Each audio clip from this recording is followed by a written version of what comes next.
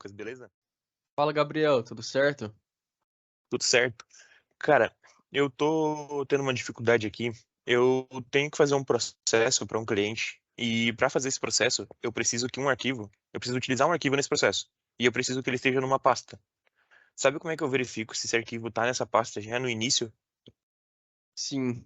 Bom, nesse caso, daria para você utilizar o próprio objeto do verificar se o arquivo existe. Como esse processo ele tem dependência desse arquivo para que ele execute, então você poderia utilizar esse objeto. Vou compartilhar a tela do meu estúdio. Beleza. Bom, basicamente, o nome dele é verifica se o arquivo existe. E você passa lá o parâmetro, né? Ou no caso, o arquivo que você vai validar se ele existe. Vou passar qualquer arquivo aqui que está na minha pasta de downloads. E daí você tem duas opções: validar se ele existe e validar se ele não existe. Você manter assim, você está validando se ele existe, e se você flegar esta opção, você vai validar se ele não existe.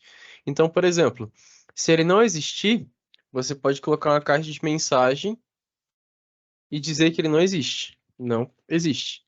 Porém, se você quiser fazer a validação contrária, basta você pegar e verificar se ele existe. Se ele existir, então você pode simplesmente colocar uma caixa de mensagem dizendo que ele existe. Aí entra toda aquela questão de boa prática, onde você valida se ele existe ou se ele não existe e tudo mais. Mas basicamente ele vai acessar aqui dentro desse bloco de comando. Então, se ele não existe, ele vai cair aqui. Se ele existe, ele vai cair aqui. Então, vai ser de acordo com a sua validação. Agora, cabe a você identificar se vai ser uma confirmação de erro ou uma confirmação de sucesso, de acordo com a validação que você está criando.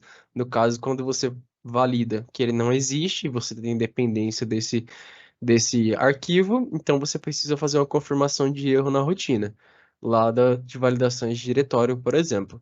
Se você está verificando se ele existe, então simplesmente você confirma o erro, o sucesso, perdão, e diz que está tudo bem, pode dar sequência no seu processo, justamente por conta dessa dependência do arquivo.